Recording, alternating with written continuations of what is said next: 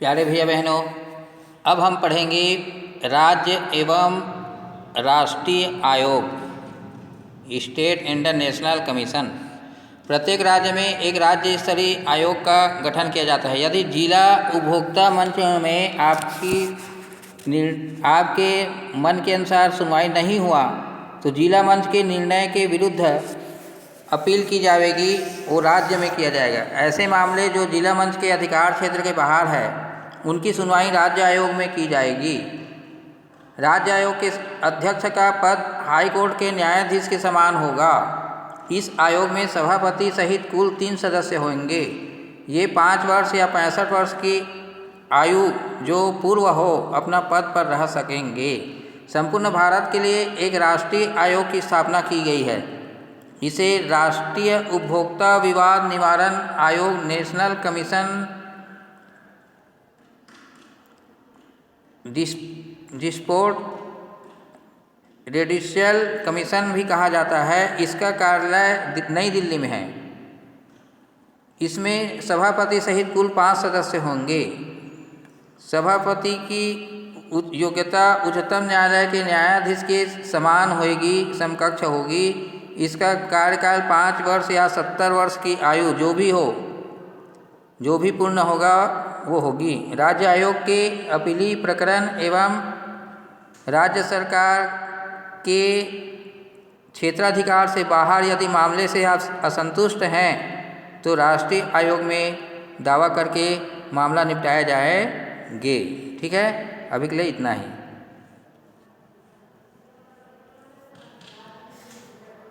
आगे अगले पेज में चलते हैं। ये 368 पेज में, ठीक है, 368 पेज में उपभोक्ता संगठनों की भूमिका, रोल ऑफ कस्टमर ऑर्गेनाइजेशंस, उपभोक्ता संरक्षण परिषद, कंज्यूमर प्रोटेक्शन काउंसिल्स।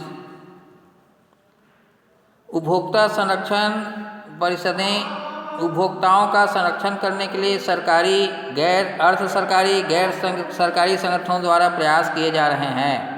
उपभोक्ता संरक्षण अधिनियम 1986 की धारा 4 से 8 में निम्न स्तर एवं राज्य स्तर पर परिषद गठन करने का प्रावधान दिया गया है। पहला, ये गैर सरकारी अर्ध सरकारी भी हो सकते हैं, आपको पहले ही बताया हूँ, और सरकारी भी हो सकता है, ऐसा है। राज्य उपभोक्ता परिषद, स्टेट कस्टमर प्रोटेक्शन काउंसिल, इसकी स्थापना एवं गठन के बारे में जानते हैं। अधिनियम धारा 701 में यह प्रावधान है कि राज्य सरकार अधिसूचना जारी कर राज्य में एक राज्य उपभोक्ता संरक्षण परिषद का गठन करेगी। इसका गठन निम्न अनुसार होगा। पहला, अध्यक्ष होगा। अध्यक्ष परिषद का एक अध्यक्ष होगा जो राज्य उपभोक्ता मामलों का मंत्री होगा। सदस्य, आवश्यक मात्रा में सदस्यों की नियुक्ति की जाएगी। ये सदस्य सरकारी व गैर सरकारी क्षेत्रों से अधिसूचना जारी किए जाएंगे। सभाएं, आवश्यकतानुसार वर्ष में कितनी भी सुविधाएं बुलाई जा सकेंगी, किंतु वर्ष में कम से कम 2 सभाएं आवश्यक होंगी।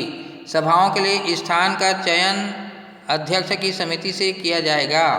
परिषद के गठन का उद्देश्य, अधिनियम की धारा 6 में उद्देश्यों की व्याख्या की गई है, जिसमें राज्य उपभोक्ता संरक्षण परिषद का प्रमुख उद्देश्य राज्य के उपभोक्ताओं के अधिकारों को सुरक्षित करना व उनकी रक्षा करना, जिसके अंतर्गत निम्न संरक्षण प्राप्त किया जाता है। पहला, उपभोक्ताओं को किसी भी वस्तु की किस्म, मात्रा,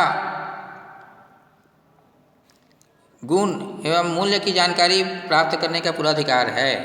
प्रत्येक वस्तु की प्रतिस्पर्धा मूल्य पर प्राप्त करने का अधिकार।